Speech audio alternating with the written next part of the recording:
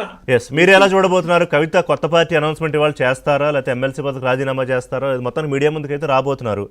So ఏం జరగచ్చు? కవిత గారు వ్యవహార శైలి చూస్తే సొంతగా పోవాలని చెప్పి ఎప్పటి నుంచో మనకు కనపడదు. ఎప్పుడైనా ఈ పరిణామాలు ఎదుర్కొంటా కాబట్టి నాకంటూ ఒక బలం ఉండాలని చెప్పేసి విద్యార్థి విభాగాలను ప్రతి జిల్లాలో ఏర్పాటు చేసుకున్నారు. యువజన విభాగాలను, మహిళా విభాగాలను, సింగరేణి ఏరియాలో కూడా దానికి సంబంధించిన వాళ్ళని ఏర్పాటు చేసుకున్నారు. ఓకే, ఆ రోజు నుంచి ఇది నడుస్తుంది. అంటే పార్టీ పెట్టడానికి చాలా కాలం ముందే ఒక క్యాడర్ బిల్డ్ చేసుకున్నారా? తనదంటూ ఒక వర్గాన్ని ప్రతి జిల్లాలో విద్యార్థి విభాగాలు, అన్ని విభాగాలు ఏర్పాటు చేసుకున్నారు. కమిటీలు కూడా ప్రకటించారు. మనం అంతా చూసాం, పత్రికల్లో కూడా రావడం జరిగింది. కాబట్టి కవిత గారు బీజేపీలోకి పోయే అవకాశం లేదు, కాంగ్రెస్ కూడా వచ్చే అవకాశం లేదు. కాంగ్రెస్ కూడా అంటే మీరు అసలు ఛాన్స్ లేదా? మొత్తం తాళాలు వేస్తారా గేట్లు? లేదు. మహేష్ కుమార్ గౌడ్ గారు ప్రకటించారు, మన ముఖ్యమంత్రి రేవంత్ రెడ్డి గారు ప్రకటించారు, అందరు ప్రకటించారు. అవకాశమే లేదు. కాబట్టి ఎట్లా అవకాశం ఉంటుంది? ఆల్రెడీ 100 కోట్ల లిక్కర్ కేసులో జైలుకు వెళ్ళి వచ్చిన తర్వాత మన పార్టీలోకి తీసుకోవడం అనేది కుదరనటువంటి పని. కాబట్టి మా నాయకత్వం కూడా వ్యతిరేకిస్తే అయిపోయింది. కాబట్టి వారికి ఉన్న ఒక దారి.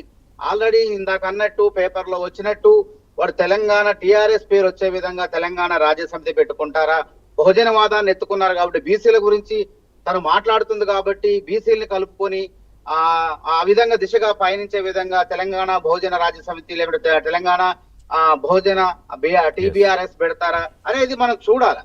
ఎందుకంటే ప్రెస్ మీట్ లో నాకు తెలిసి అయితే బాగానే ఇంకా అనేక అంశాలు బయట పెట్టే అవకాశం ఉంది. ఇప్పటిదాకా మీకు ఇంకా చాలా అస్త్రాలు దొరికే అవకాశం ఉంది.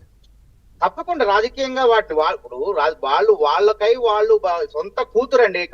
కేసీఆర్ గారు కూతురు, మాజీ ముఖ్యమంత్రి గారు కూతురు, పేగుబంధం, రక్త సంబంధం.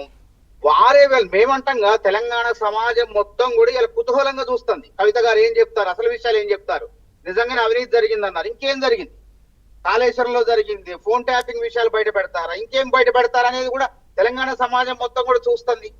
కాబట్టి మేము కూడా ఏంటంటే వాళ్ళు కొట్టుకుని గాయపడితే ప్రభుత్వం స్పందిస్తే తప్ప చట్టపరంగా ఈ వ్యవహారంలో మాకు సంబంధం లేదు.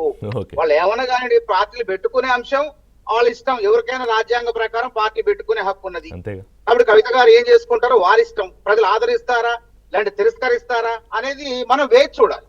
ఇప్పటికిప్పుడు మనం చెప్పలేని అంశం. కవిత గారు కూడా అసలు ఈ అంశాన్ని ఎట్లా జీర్ణించుకుంటారు, బహిష్కరణ అనే అంశాన్ని. ఇవాళ విలేకరుల సమావేశాలు మనందరూ ప్రజల